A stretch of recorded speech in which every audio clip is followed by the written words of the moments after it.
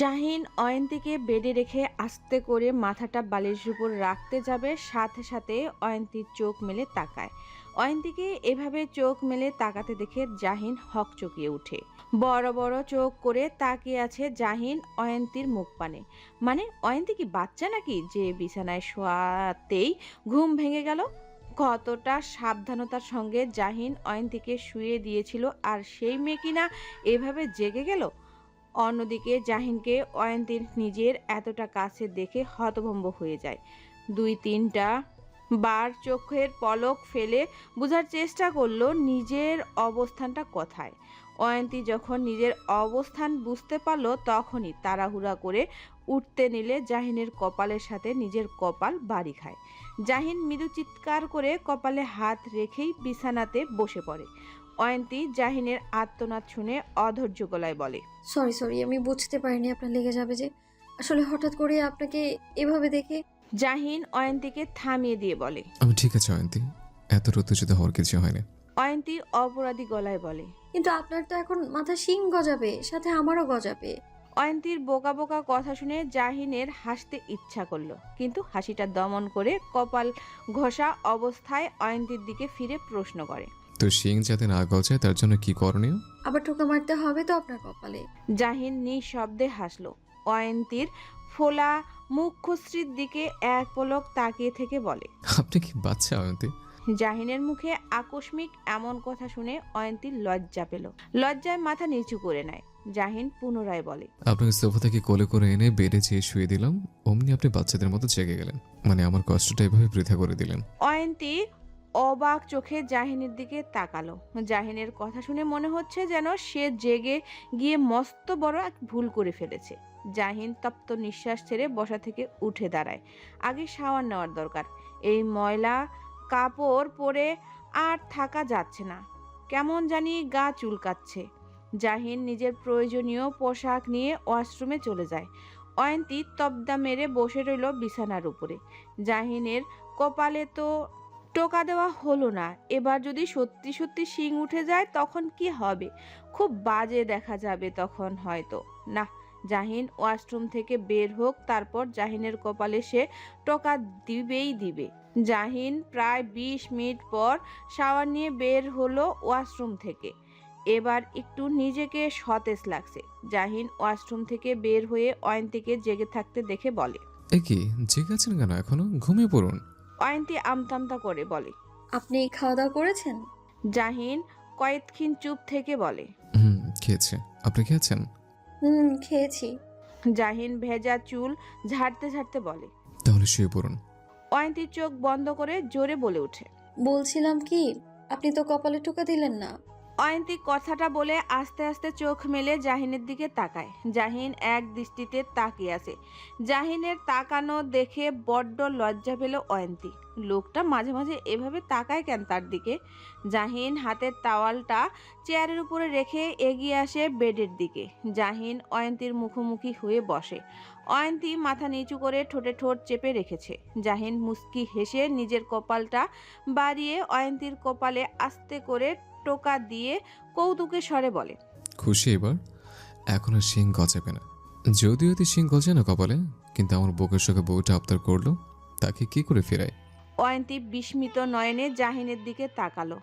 কত সুন্দর মিষ্টি করে তাকে বউ ডাকলো জাহিন। অয়ন্তী মনে মনে খুব খুশি হলো। ফুটে উঠল ঠোঁটের কোণে মৃদু হাসি, কিন্তু পরক্ষণে দাদুর কথাটা মনে পড়তেই মুখটা ফ্যাকাশে হয়ে যায় অয়ন্তীর। জাহিন অয়ন্তীর ফ্যাকাশে হয়ে যাওয়া মুখখানা পরোক্ষ করে ভ্রু কুঁচকে বলে, কি হয়েছে মুখটা? হঠাৎ ফ্যাকাশে করে ফেললেন কেন? কিছুক্ষণ আগে তো হাসি ছিল ওই অধর কোণে। অয়ন্তী ধরা গলায় বলল, আমার জন্যই আজকে আপনার এত বড় একটা ক্ষতি হলো। জাহিন চোখ ছোট ছোট করে বলল, মানে? আমি সত্যি একটা অপয়া। যে বাড়িতেই যাই সেই বাড়িরই ক্ষতি করে ছাড়ি আমি। এই বাড়িতে আসার পরপরই এত বড় একটা দুর্ঘটনা ঘটে গেল। সবাই ঠিকই বলে আমি সত্যি অপয়া, দাদুও ঠিকই বলেছেন আমি একটা অপয়া। জাহিন অয়ন্তীর কথা শুনে হতবাক হয়ে বলল। মানে কি অপয়া বললো আপনাকে? দাদু দাদু আপনাকে অপয়া বলেছেন? অয়ন্তী আমতা করে বলে। না মানে আসলে জাহিন শক্ত গলায় বলে। আপনাকে আমি একটা প্রশ্ন করেছি, দাদু কি সত্যি অপয়া বলেছেন আজকের এই ঘটনাটার জন্য আপনাকে? অয়ন্তী নিচু গলায় বলে। উনি তো ঠিকই বলেছেন। জাহিন ঘাড় ঘুরিয়ে তপ্ত নিঃশ্বাস ছেড়ে বলে। এখানে আপনার অপয়া হওয়ার কথা উঠছে কোত্থেকে? এই দুর্ঘটনা আপনি এই বাড়িতে আসার আগেও ঘটতে পারত, তখন কাকে অপয়া বলে গণ্য করা হতো?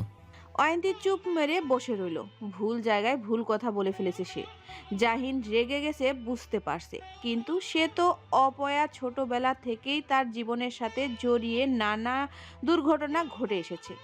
জন্মের সময় মাকে হারালো, কিন্তু মায়ের স্নেহ থেকে বঞ্চিত হতে হলো না তাকে। মায়ের মতো আগলে রেখেছে মামনি তাকে ছোট্টবেলা থেকে, কিন্তু তার জন্মের কয়েক বছর পরই তার দাদি মারা গেল তাকে বাঁচাতে গিয়ে। এসব ভেবেই অয়ন্তীর কপল বেয়ে গড়িয়ে পড়ল নোনা জল। জাহিন অয়ন্তীর দিকে তাকাতেই থমকে যায় অয়ন্তীর চোখের কোণে জল দেখে। জাহিন চোখ বন্ধ করে রাগটা নিয়ন্ত্রণ করে হাত বাড়িয়ে বৃদ্ধা আঙ্গুল দ্বারা অয়ন্তীর চোখের পানি মুছে দেয়। অয়ন্তী জাহিনের দিকে তাকিয়ে হাতের উল্টো পিঠ দিয়ে জলটা মুছে নেয়। জাহিন গলা খাকারি দিয়ে বলে।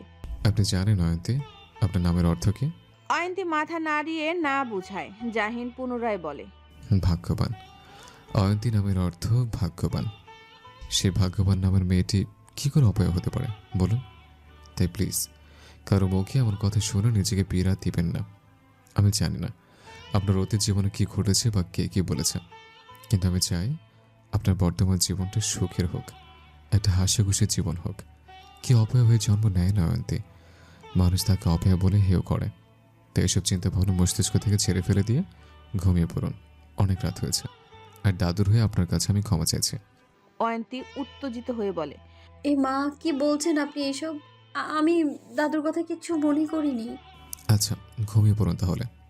অয়ন্তী ঠোঁট কামড়ে মাথা নাড়িয়ে শুয়ে পড়ে। জাহিন দীর্ঘ নিঃশ্বাস ছেড়ে বসা থেকে উঠে দাঁড়ায়।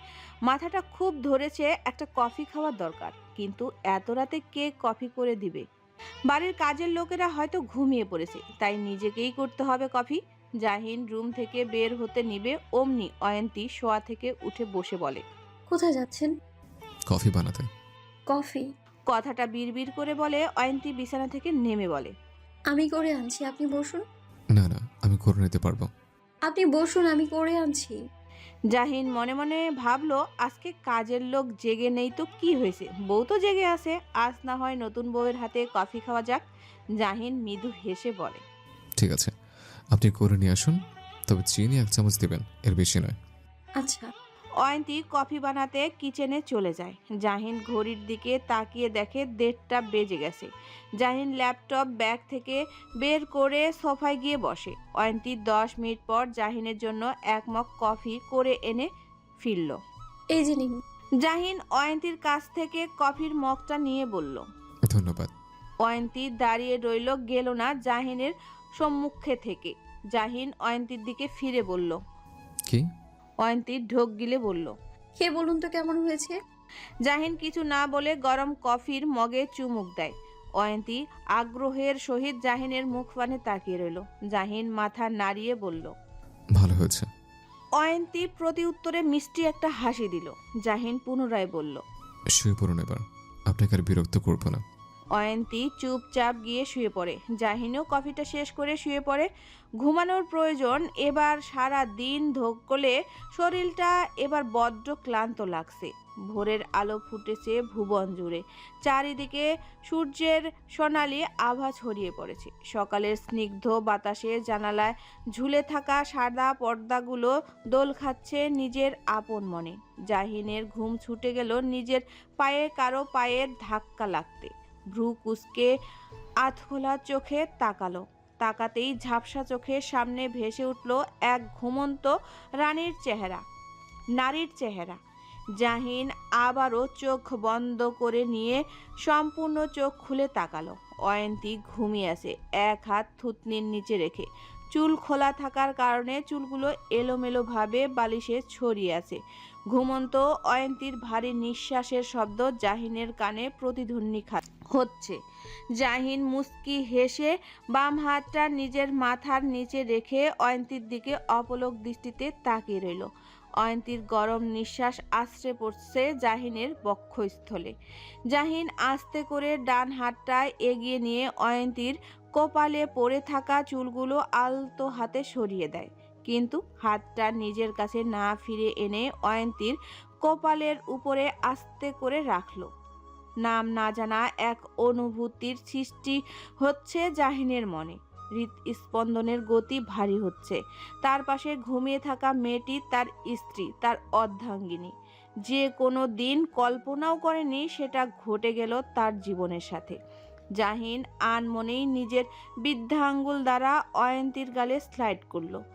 জাহিনের স্পর্শ পেয়ে ঘুমের মাঝেই অয়ন্তী ভ্রু কুঁচকে নেয়। জাহিন তা দেখে দ্রুত অয়ন্তীর গাল থেকে নিজের হাতটা সরিয়ে নিয়ে চোখ বন্ধ করে নেয়। এদিকে অয়ন্তীর ঘুম ভেঙে যায়। চোখ মেলে জাহিনের দিকে তাকায়। জাহিনও কিছুক্ষণ পর চোখ মেলে তাকায়। জাহিনের চোখে চোখ পড়াতে অয়ন্তী হকচকিয়ে উঠে চোখ সরিয়ে নেয়। জাহিন গলা খাকারি দিয়ে উঠে বসে। অয়ন্তীও শোয়া থেকে উঠে গায়ে থাকা শাড়িটা পরিপাটি করে নেয়। এর মাঝে জাহিনের ফোন বেজে ওঠে। জাহিন ফোন নিয়ে দেখে সারাফ কল করেছে। জাহিন ফোন রিসিভ করে হ্যালো বলে ব্যালকনিতে চলে যায়।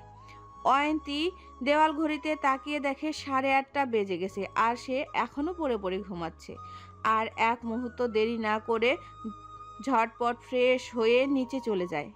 কিন্তু নিচে নামতেই সোফায় বসা রোকেয়া বানু ঝাঁঝালো গলায় বলেন, এই তো নতুন বউ চলে এসেছে। তা নতুন বউ, ঘুম ভাঙলো আপনার? এত বেলা করে ঘুম থেকে উঠলে তো সংসার একেবারে রসাতলে চলে যাবে। আমাদের বেলায় বাবু এত বেলা করে ঘুমোতে পারতাম না। শাশুড়ি মায়ের এমন কথা শুনে জহুরা বেগম স্বামীর পাতে পরোটা আর তরকারি দিয়ে এসে বলেন, মা, আস্তে আস্তে সব ঠিক হয়ে যাবে। সবে তো সংসার জীবনে পা রাখলো। অয়ন্তী মা, জাহিন উঠেছে ঘুম থেকে? অয়ন্তী নিচু গলায় বলে। জি মা, উঠেছেন। আচ্ছা, তুমি এখানে আসো। অমনি রোকেয়া বানু বলেন, আরে দাঁড়াও নাতবো, আমার জন্য এক কাপ চা করে নিয়ে আসো তো।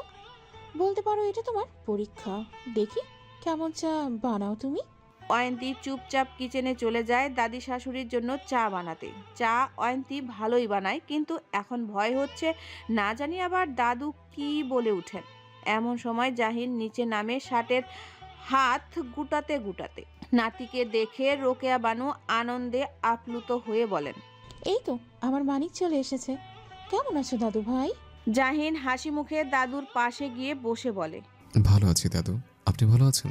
খুব ভালো আছি, তোমাদের দেখে আরো ভালো হয়ে গেলাম। দাদা ভাই কই? দাদা ভাই ঘরে শুয়ে আছেন। খাওয়া দাওয়া করেছেন? হ্যাঁ করেছি, এবার নাতবউর হাতে চা খাওয়ার জন্য অপেক্ষা করছি। তা আমার আরেক মানিক কোথায়? সে কি এখনো ঘুমাচ্ছে?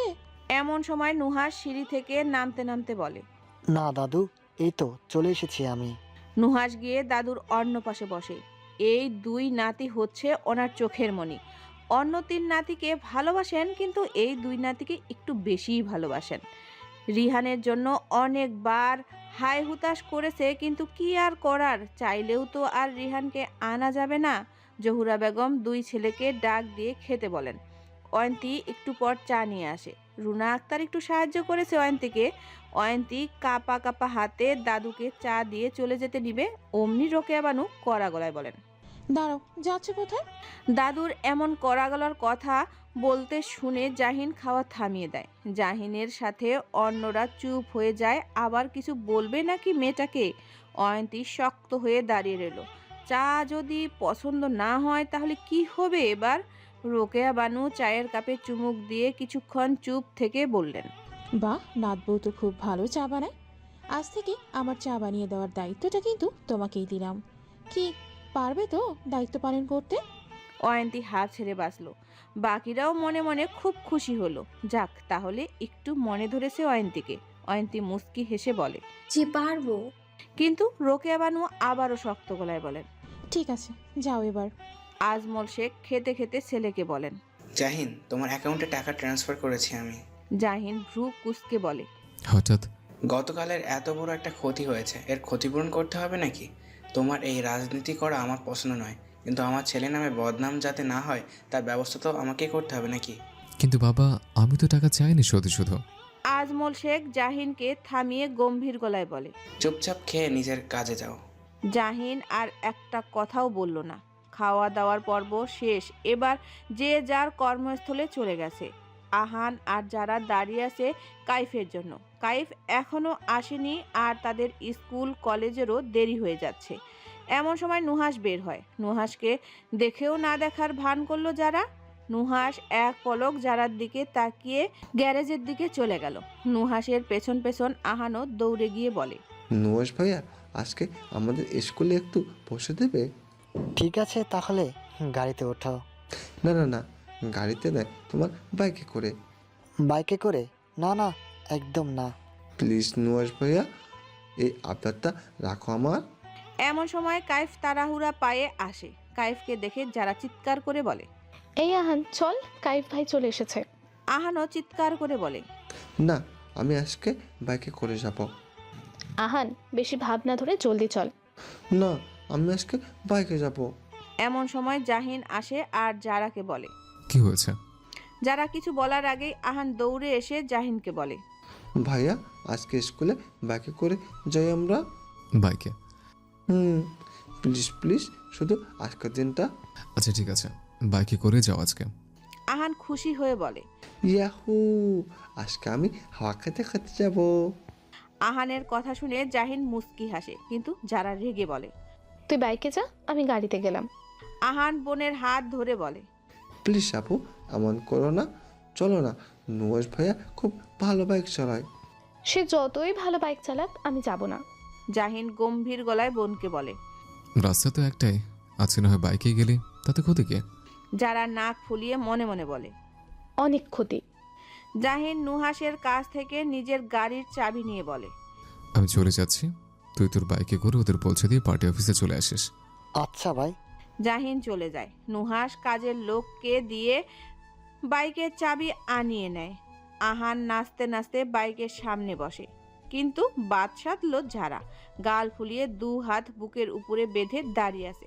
নুহাস কোমল গলায় বলে, আহান যে তো এত করে বলছে, তাহলে চলো। যারা নাক ফুলিয়ে নুহাসের পিছনে গিয়ে বসে, কিন্তু মাঝখানে অনেকটা দূরত্ব রেখেছে। নুহাসের কাঁধে পর্যন্ত হাত রাখেনি যারা। নুহাস বাইকের লুকিং গ্লাসে যারার প্রতিবিম্বর দিকে তাকিয়ে বলে, আমাকে ধরে বসো, না হলে পড়ে যাবে। যারা কপট ট্রাক দেখিয়ে বলে, এত চিন্তা করতে হবে না আমাকে নিয়ে, তাড়াতাড়ি বাইক স্টার্ট দাও, দেরি হচ্ছে আমার। কিন্তু বিড়বিড় করে বলে, আমাকে নিয়ে চিন্তা করলে এভাবে আমাকে প্রতিনিয়ত কষ্ট দিতে না, আর এখন আসে দরদ দেখাতে। নুহাস স্পষ্ট শুনতে পেল যারার কথা, কিন্তু কিছু বলল না। দীর্ঘ নিঃশ্বাস ছেড়ে বাইক স্টার্ট দিল, কিন্তু যারা একটি বারের জন্য নুহাসের কাঁধ ধরল না। নুহাসের বড্ড ইগোতে লাগলো, এতে কিন্তু এর প্রতিশোধ ও তুলবেই। যারার কলেজের আগে আহানের স্কুল পড়ে। নুহাস আহানকে স্কুলে নামিয়ে দিয়ে রওনা দেয় যারার কলেজের উদ্দেশ্যে। মাত্র 15 মিনিটের রাস্তা। এই 15 মিনিটের মাঝেই যা করার করতে হবে নুহাসকে। নুহাস মনে মনে প্রণ করে, যদি যারাকে তার কাঁধ না ধরিয়েছে তাহলে তার নাম নুহাস রহমান নয়। নুহাস হঠাৎ করে বাইকের গতি বাড়িয়ে ফেলে, কিন্তু তাতেও যারা নুহাসের কাঁধ ধরল না। এবার নুহাস ফুল স্পিডে বাইক ছাড়ল। তাতে যারা ভয় পেয়ে দু হাত দিয়ে নুহাসের কাঁধ আঁকড়ে ধরে বলে, আরে এত জোরে চালাচ্ছ কেন? পাগল হয়ে গেলে নাকি? আস্তে চালাও, অ্যাক্সিডেন্ট হয়ে যাবে তো। ইচ্ছে করে এটা করছো তুমি, তাই না? এর ফল কিন্তু ভালো হবে না বলে দিলাম। 15 মিনিটের রাস্তা নুহাস 5 মিনিটে পার করলো। যদিও শেষের দিকে বাইকের স্পিড একটু কমিয়েছিল। যারা কলেজের সামনে আসতেই বাইক থেকে নেমে জোরে জোরে শ্বাস নিয়ে রেগে বলে, কাজটা একদম ঠিক করলে না কিন্তু তুমি। নুহাস ভাবশীল গলায় বলে, তোমার ক্লাসে দেরি হচ্ছে, তাই তাড়াতাড়ি ভিতরে যাও। তোমার দেরি হতে দেখে আমি এতটা জোরে চালিয়েছি। কথাটা বলে নুহাস চলে যায়। যারা কথা বলার কোনো সুযোগই পেল না। যারার কটমট চোখে নুহাসের যাওয়ার পানে তাকিয়ে রইল। এর প্রতিশোধও না নিয়েছে তাহলে ওর নাম শেখ যারা নয়। মেয়র খলিল তালুকদারের বাড়িতে পুলিশ এসেছে। সারা এলাকায় ছড়িয়ে পড়েছে এই কথাটা মুহূর্তের মাঝেই। সবার মুখে মুখে এক কথা বয়ে বেড়াচ্ছে, মেয়র খলিল তালুকদারের বাড়িতে পুলিশ এসেছে। তালুকদার ম্যানশনের সামনে মানুষের ভিড় জমে আছে। সবাই উৎসুক নয়নে বাড়ির ভেতরে তাকিয়ে আছে, বোঝার চেষ্টা করছে পুলিশ কেন এসেছে। খলিল তালুকদার সারাফের কাছে এসে প্রশ্ন করেন। কি ব্যাপার এসআই, হঠাৎ তোমার ফোর্স নিয়ে আমার বাড়িতে হানা? সারাফ গম্ভীর গলায় বলে। আপনার বাড়ি সার্চ করা যাবে স্যার? খলিল তালুকদার ভ্রু কুঁচকে বলেন। মানে? আপনার বাড়ি সার্চ করা হবে স্যার। মানেটা হলো, আমাদের কাছে খবর আছে আপনার বাড়িতে বেআইনি কাগজপত্র আর অবৈধ মালামাল আছে। খবরদাতাটা কে জানতে পারি? সরি স্যার, তার পরিচয় আমরা আপনাকে দিতে পারবো না। কিন্তু এভাবে তো কারো বাড়ি সার্চ করা যায় না এসআই, তার জন্য সার্চ হওয়া। সারাফ খলিল তালুকদারকে থামিয়ে দিয়ে বলে। প্রায় 2 বছর হতে চললো এই পেশায় আছি, তাই আইনটা আমি খুব ভালো করেই জানি স্যার। সারাফ হাতে থাকা সার্চ ওয়ারেন্টের কাগজটা খলিল তালুকদারের দিকে এগিয়ে দিয়ে বলে। এই যে সার্চ ওয়ারেন্টের কাগজ, আপনি চেক করে নিতে পারেন। কথাটা বলে ফোর্সদের ইশারা করে বলে পুরো বাড়ি তল্লাশি করার জন্য। খলিল তালুকদার চুপচাপ গিয়ে সোফায় বসেন, পায়ের উপরে পা তুলে আরাম করে। ওনার পাশে ওনার স্ত্রী লিপিকা বেগম দাঁড়িয়ে আছেন। লিপিকা বেগমের চোখ মুখে আতঙ্কের ছাপ। সাদিক বাড়িতে নেই, কিছু কাজের জন্য শহরের বাইরে গিয়েছে। খলিল তালুকদার সারাফকে দাঁড়িয়ে থাকতে দেখে বলেন। এসআইয়ের জন্য এক কাপ করতে বলি। না স্যার, তার কোনো প্রয়োজন নেই। আর আমি আপনার বাড়িতে চা পান করতে আসিনি, কাজ এসেছি। খলিল তালুকদার মুখ দিয়ে চ জাতীয় শব্দ উচ্চারণ করে বলেন। ঠিক আছে, অন্যদিন না হই চা পান করার জন্য এসো। এমন সময় কনস্টেবল হান্নান করিম এসে সারাফের কানে কানে বলেন। স্যার, কোনো কিছু পেলাম না তো। সারাফ ভ্রু কুঁচকে বলে। সব জায়গা ভালো করে সার্চ করেছেন? জি স্যার, শুধু একটা ঘর বাদে। একটা ঘর বাদ কেন? ওই ঘরটায় তালা দেওয়া স্যার। ঠিক আছে। সারাফ খলিল তালুকদারকে উদ্দেশ্য করে বলে। স্যার, তালাবদ্ধ ঘরটা খুলে দিতে হবে। খলিল তালুকদার কিছু মুহূর্ত নিশ্চুপ থেকে মাথা ঝাঁকিয়ে বলেন। হ্যাঁ হ্যাঁ, অবশ্যই। আসলে ওই ঘরটা আমার স্টাডি ঘর। কথাটা বলে খলিল তালুকদার বসা থেকে উঠে অন্য ঘরে গিয়ে চাবি এনে তালা খুলে দেয়। এই ঘরটাও সার্চ করা হয়, কিন্তু আশানুক রূপে কোনো কিছু খুঁজে পাওয়া গেল না, শুধু বই ছাড়া। কিন্তু সারাফের মনে সন্দেহের বীজ বপন হচ্ছে। সামান্য একটা স্টাডি রুমে তালাবদ্ধ করে রাখার মানে কি? খলিল তালুকদার উৎকণ্ঠ গলায় বলেন। তো এসআই, কিছু কি পাওয়া গেল তল্লাশি করে? আর পাবেই বা কি করে? এই বাড়িতে তো তেমন কিছুই নেই। সারাফ শীতল চোখে খলিল তালুকদারের দিকে দৃষ্টি নিক্ষেপ করে বলে। এই সামান্য রুমে তালা দেওয়ার কারণটা কি জানতে পারি আমি স্যার? খলিল তালুকদার বাঁকা হেসে জবাব দেয়। এখানে অনেক গুরুত্বপূর্ণ জিনিসপত্র আছে, আমার তাই তালাবদ্ধ করে রাখা হয়েছে। বলা তো যায় না, যদি চুরি হয়ে যায় কিছু। সারাফ ভ্রু উঁচু করে বলে। ও, শুধু কি চোরের ভয়ে তালা দেওয়া হয়? চোরের কি এতই ক্ষমতা যে একজন মেয়ের বাড়িতে প্রাণের ঝুঁকি নিয়ে এসে চুরি করবে? খলিল তালুকদার নিঃশব্দে হেসে বলেন। কোথায় আছে সাবধানের মার নেই, তাই আমি সাবধানে থাকি। বলা তো সরি, কোথায় আছে সাবধানের মার নেই, তাই আমিও সাবধানে থাকি। বলা তো যায় না কখন কি হয়ে যায়। সাবধানে থাকা ভালো, কিন্তু মাঝে মাঝে এই সাবধানতার ফাঁক দিয়েও কিছু অসাবধানতার কাজও ঘটে যায়।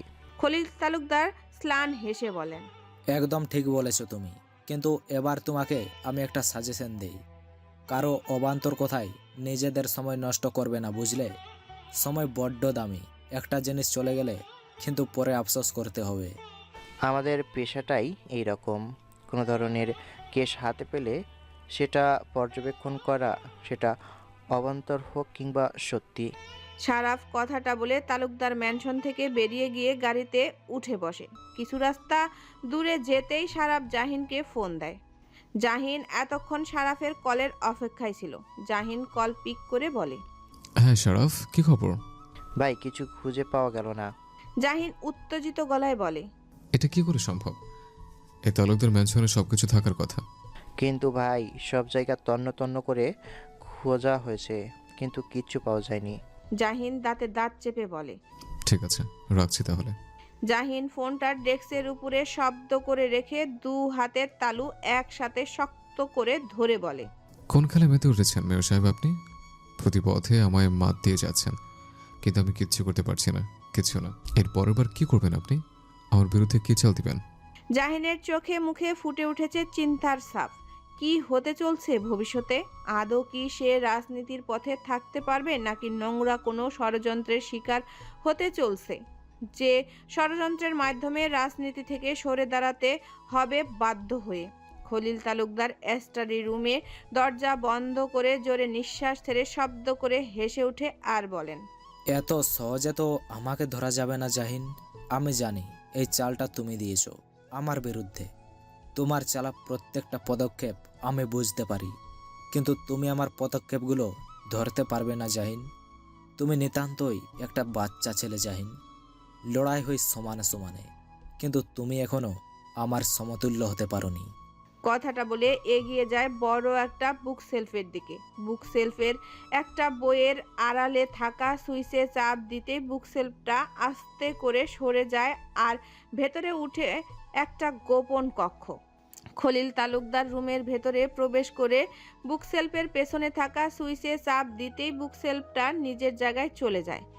এখানে যে একটা গোপন রুম আছে সেটা একমাত্র খলিল তালুকদার ছাড়া আর কেউই জানে না। আর বাইরে থেকে বোঝার কোনো ক্ষমতাই নেই যে ভেতরে কোনো রুম আছে। রুমের ভেতরে রয়েছে নানা রকমের দলিল আর অনেক অবৈধ জিনিসপত্র। খলিল তালুকদার এগিয়ে গিয়ে একটা চেয়ারে বসে আর বলে, জাহিন, এবার তোমার বিরুদ্ধে যেই অস্ত্রটা নিক্ষেপ করতে চলেছি, তাতে তোমার মেয়র পদে দাঁড়ানো তো দূরে থাক, তোমার মনোনয়নপত্র প্রত্যাহার করে দিবে নির্বাচন অফিস থেকে। আর রইল তোমার অতি প্রিয় জনগণদের কথা। তারা তোমাকে দেখলে তেড়ে আসবে, সবাই তোমার মুখে থুতু দিবে, সবাই এটা বলবে এই ভালো মানুষের মুখোশের আড়ালে একটা নিকৃষ্ট মানুষ লুকিয়েছিল। তোমার যত বিরোধী দল আছে সবাই যে একজোট হয়ে গেছে জাহিন। কি করে এই শক্তিশালী দল থেকে নিজেকে সেভ করবে কি করে? বলেই কুটুলি হেসে পাঞ্জাবির পকেট থেকে ফোন বের করে কাউকে ফোন করে। রিহান বসে আছে ফোন হাতে নিয়ে। পাপড়ি নামের মেয়েটিকে রিহান কল দিচ্ছে কিন্তু ধরছে না। মেয়েটি কল একবার ধরে হ্যালো বলে রিহানের পরিচয় জানার পর ঠাস করে তার মুখের উপরে কল কেটে দেয়। তারপর রিহান অনেকবার কল দেয় কিন্তু পাপড়ি ধরেনি। রিহানের বড্ড ইগোতে লাগছে তাকে এভাবে উপেক্ষা করলো মেয়েটি। এত বড় সাহস! আজ বিকেলে যদি মেয়েটিকে হাতে নাতে না ধরেছে তাহলে তার নাম রিহান নয়। দুপুরের দিকে জাহিন বাড়ি ফিরে আসে। ছেলেকে এত জলদি ফিরে আসতে দেখে জহুরা বেগম বলেন, জাহিন বাবা, আজ এত তাড়াতাড়ি চলে এলি যে? সব ঠিক আছে তো বাবা? জাহিন স্মিত হেসে বলে, হ্যাঁ মা, সব ঠিক আছে। জহুরা বেগম নরম গলায় বলে, রাজনীতি করা ছেড়ে দে বাবা, এইসব ছেড়ে ব্যবসায় জয়েন হয়ে যা। জাহিন মাথা নাড়িয়ে বলে, রাজনীতি ছাড়তে পারবো না মা। এই কথাটা আর বলো না আমাকে, যে কথাটা আমি রাখতে পারবো না। তুই কেন বুঝতে চাইছিস না কতটা দুশ্চিন্তায় থাকতে হয় আমাকে, জানিস? যদি আরহানের মতো তোকেও হারাতে হয় তাহলে আমি সেটা সহ্য করতে পারবো না, পরিবারের কেউ সহ্য করতে পারবে না। আর অয়ন্তীর কথা একটু ভাব। জাহিন দীর্ঘ নিঃশ্বাস ছেড়ে বলে, ভাগ্যে আমার যা আছে তাই হবে, এসব নিয়ে চিন্তা করো না। কথাটা বলে জাহিন উপরে চলে যায়। জহুরা বেগম ছেলের যাওয়ার পানে হতাশ হয়ে তাকিয়ে রইল। জাহিন শার্টের বোতাম খুলতে খুলতে রুমের ভেতরে ঢুকতেই হকচকিয়ে উঠে চোখ বড় বড় করে হা করে সামনের দিকে তাকিয়ে আছে। অয়ন্তী কোমরের শাড়ির আঁচল গুজে চুল খোপা করে কাঠের চেয়ারের উপরে ছোট্ট একটা টুল রেখে তার উপরে দাঁড়িয়ে সিলিং ফ্যান পরিষ্কার করছে। জাহিন কথা বলার ভাষা হারিয়ে ফেলেছে এই দৃশ্য, অবিশ্বাস্য দৃশ্য দেখে। মানে এই মেয়ের মাথায় কি কোনো সমস্যা আছে নাকি? মনে কোনো ডর ভয় নেই? যদি পড়ে যায় এখান থেকে তখন কি হবে? জাহিন দু কদম এগিয়ে এসে অবিশ্বাস্য গলায় বলে, অয়ন্তী, কি করছেন আপনি এসব? অয়ন্তী জাহিনকে দেখে অবাক হয়। ভেবেছিল জাহিন আসতে দেরি হবে কিন্তু তাড়াতাড়ি চলে আসলো। অয়ন্তী ইতস্তত গলায় বলে, ফ্যান পরিষ্কার করছি, কত ময়লা জমেছে এতে। আপনি কি পাগল অয়ন্তী? ময়লা জমেছে বুঝতে পারলাম, তাই বলে আপনি পরিষ্কার করবেন? বাড়িতে এতগুলো কাজের লোক আছে, তাদের কোনো একজনকে বলতে পারতেন। যদি বলেছেন তখন কি হবে? কিছু হবে না, এগুলো করে আমার অভ্যেস আছে। বাড়িতে তো আমি এসব পরিষ্কার করতাম। জাহিন কপট রাগ দেখিয়ে বলে, আর একটা কথা নয়, চুপচাপ আপনি নিচে নামুন। পরিষ্কার করা শেষ, আর একটু জায়গা আছে। ওইটা কাজের লোক করে নেবে। অয়ন্তী জেদ ধরে বলল। না না, আমি যখন শুরু করেছি আমিই শেষ করব। জাহিন হার মানল। মেয়ে জাতি বড্ড জেদি জাতি, যেটা নিজে ভালো মনে করবে সেটাই করবে। জাহিনও আর কিছু না বলে চুপচাপ দাঁড়িয়ে অয়ন্তীর কার্যক্রমগুলো দেখছে। অয়ন্তীর ফ্যান পরিষ্কার শেষ হলো। জাহিন তা দেখে দীর্ঘ নিঃশ্বাস ছেড়ে অন্যদিকে যাওয়ার জন্য পা বাড়ায়, কিন্তু অয়ন্তী আস্তে আস্তে করে নামতে নিয়ে শাড়ির সাথে পা আটকে পড়ে যেতে নিলে চিৎকার করে উঠে। জাহিন অয়ন্তীর চিৎকার শুনে চোখ বড় বড় করে অয়ন্তীর দিকে ফিরে দ্রুত গিয়ে অয়ন্তীকে ধরে, কিন্তু শেষ রক্ষা হলো না। নিচে টাইলসের উপরে পানি পড়ে থাকার কারণে জাহিন পা পিছলে কেটে অয়ন্তীকে নিয়ে ধপাস করে নিচে পড়ে যায়। অয়ন্তীও চোখ বন্ধ রেখে ভয়ের চোটে জাহিনের খুলে থাকা শার্টটা আঁকড়ে ধরে। অয়ন্তীর মাথা গিয়ে ঠেকেছে জাহিনের প্রশস্ত বুকে। জাহিন 2 হাত দিয়ে অয়ন্তীর বাহু শক্ত করে ধরে রেখেছে। জাহিন জোরে জোরে শ্বাস নিচ্ছে, কোমরে হয়তো লেগেছে বেচারার। অয়ন্তী আস্তে আস্তে করে জাহিনের বুক থেকে মাথা তুলে জাহিনের দিকে ফিরে তাকায়। জাহিন চোখ মুখে অয়ন্তীর চুল পড়ে রয়েছে। জাহিন এক হাত দিয়ে নিজের মুখের উপর থেকে চুলগুলো সরিয়ে অয়ন্তীর দিকে শান্ত চোখে তাকায়। অয়ন্তী স্তব্ধ হয়ে গিয়েছে। কি হলো এটা এই মুহূর্তে? জাহিন ভরাট গলায় বলে। আমার উপর থেকে কি উঠবেন, নাকি এভাবে শুয়ে থাকার ইচ্ছে আছে আপনার আজীবন? অয়ন্তী তড়িহড়ি করে উঠে বসে, লজ্জায় মাথা নিচু রেখে ঠোঁটে ঠোঁট চেপে বসে রইল। জাহিনও আস্তে আস্তে উঠে বসে অয়ন্তীর নিচু করে রাখা মুখটার দিকে এক পলক তাকিয়ে থেকে উঠে দাঁড়িয়ে কোমরে হাত রেখে আহত গলায় বলে। আপনাকে আমি একজন শান্তশিষ্ট মেয়ে ভেবেছিলাম, কিন্তু না, আপনি আমার ধারণাটাকে পুরো উল্টে দিলেন আজকের উদ্ভট কাণ্ড ঘটিয়ে। অয়ন্তী হতবাক হয়ে মুখ তুলে জাহিনের দিকে তাকায়। কি এমন অদ্ভুত কাজ করলো সে যে জাহিনের ধারণা পুরো পাল্টে গেল? জাহিন আর কিছু না বলে টাওয়াল নিয়ে ওয়াশরুমে চলে যায়। অয়ন্তী থম মেরে বসে রইল। জাহিনের ভাষ্য মতে তাহলে কি ফ্যান পরিষ্কার করা কাজটা একটা অদ্ভুত কাজ? কিন্তু সে তো ভালোর জন্য করছিল। পরিষ্কার পরিচ্ছন্ন থাকা তো ইমানের অঙ্গ। কিন্তু এখন যা ঘটছে সবটা জাহিনের জন্য। জাহিন যদি এখন না আসতো তাহলে অয়ন্তীর সুন্দর করে কাজটা শেষ করতে পারতো, কিন্তু জাহিন এসে সব উল্টে দিল সব। অয়ন্তী বসা থেকে উঠে ঘরটা পরিষ্কার করে নিচে চলে যায়। জাহিনও ওয়াশরুম থেকে বের হয়ে ঘরের চারিপাশে নজর বুলায়। আগের তুলনায় ঘরটা আরও বেশি গোছানো মনে হচ্ছে জাহিনের কাছে। ঘরের ভেতরে কিছুটা পরিবর্তনও এসেছে, যেমন অয়ন্তীর সাজগোজের জিনিস আর বইপত্র। কিছুদিন আগে ছিল এই ঘর শুধুমাত্র একজন পুরুষ মানুষের, আর এখন পুরুষ মানুষটার সাথে একজন নারীও হয়ে গেল ঘরটার। সময়ের সাথে মানুষের জীবন কিভাবে পরিবর্তন হয়ে যায়। জাহিন এসব চিন্তা বাদ দিয়ে ওয়েটমেন্ট বের করে কোমরে লাগিয়ে দেয় যাতে ব্যথা না আসে। খুব একটা বেশি ব্যথা পায়নি, কিন্তু তারপরও সাবধানে থাকা ভালো। জাহিন নিচে নেমে দেখে অয়ন্তী সবার হাতে হাতে কাজ করছে। এ যেন এক পাক্কা ঘরণী। 2 দিন হলো এসেছে আর এসেই কাজে লেগে পড়ল। জাহিনকে আসতে দেখে শেখ রেজাউল সাহেব মজা করে বলেন, কি দাদা ভাই, কি দেখো? জাহিন বিহব্বল হয়ে দাদা ভাইয়ের পাশে গিয়ে বসে বলে, তেমন কিছু নয় দাদা ভাই। একদম পারফেক্ট। তোমাদের মতো জোয়ান পোলাপানদের সাথে ইচ্ছে করলেই ফুটবল খেলতে পারবো। জাহিন প্রতি উত্তরে হেসে অয়ন্তীর দিকে তাকালো। মেয়েটা তার চোখের সামনে থাকলে কেন জানি আপনা আপনি চোখ চলে যায়। হাজার চেষ্টা করলেও চোখ ফেরানো যায় না। এদিকে অয়ন্তী একবার রান্নাঘরে যাচ্ছে তো আবার ডাইনিং টেবিলের কাছে আসছে। জাহিনের বড্ড বিরক্ত লাগছে অয়ন্তীর এই দৌড়াদৌড়ি দেখে, কিন্তু এতে সে বিরক্ত হচ্ছে কেন? তার মানে কি প্রেমে পড়ে যাচ্ছে সে তার বিবাহিত স্ত্রীর? হয়তো 3 বার বলা কবুলের জোরেই তাকে তার স্ত্রীর প্রেমে পড়তে বাধ্য করছে। জাহিনের চাহনি অনুসরণ করে শেখ রেজাউল সাহেব তাকালো।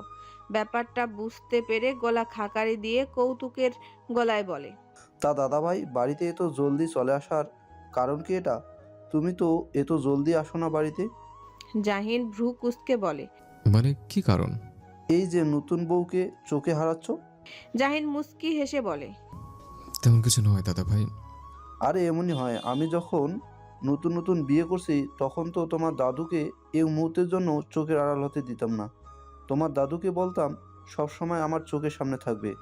আর তোমার দাদু যে কি বিরক্ত হতো, কিন্তু এই বিরক্তের মাঝে একটা লাজুক লাজুক ভাব ছিল তোমার দাদুর মুখে। তখন তোমার দাদু লাজুক মুখখানার দিকে সর্বক্ষণ তাকিয়ে থাকতে ইচ্ছে করতো। জাহিন মজার ছলে বলে। তো দাদা ভাই এখন দাদুকে চোখের সামনে থাকতে বলেন না? শেখ রেজাউল সাহেব 4-5টা নজর বুলিয়ে গলার স্বর নিচু করে বলেন। এখন তোমার দাদু চোখের সামনে না থাকাই ভালো, বুঝলে? সামনে থাকলে আমার সর্বনাশ। জাহিন হাসলো দাদা ভাইয়ের কথায়, কিন্তু তার দাদার বয়সে যাওয়ার আগেই যে মনে হচ্ছে তার সর্বনাশ ঘটে গেছে। রবীন্দ্রনাথ ঠাকুরের একটা উক্তি আছে না, প্রহরের শেষ আলোয় রাঙ্গা সেদিন চৈত্র মাস, তোমার চোখে দেখেছিলাম আমার সর্বনাশ। কিন্তু এখন তো চৈত্র মাস নয়, বরং অগ্রহায়ণ মাসের শেষ সপ্তাহ চলছে। চৈত্র মাস আসার আগেই যে তার সর্বনাশ ঘটে গেল, আর চোখের সামনেই তার সর্বনাশ ঘুরে বেড়াচ্ছে। যে সর্বনাশের মাঝে চাইলেই ডুব দেওয়া যেতে পারে, কিন্তু এত জলদি ডুব দিতে চায় না জাহিন। আর একটু সর্বনাশ হোক তারপর না হয় সর্বশান্ত হয়ে আজীবনের জন্য ডুব দিবে।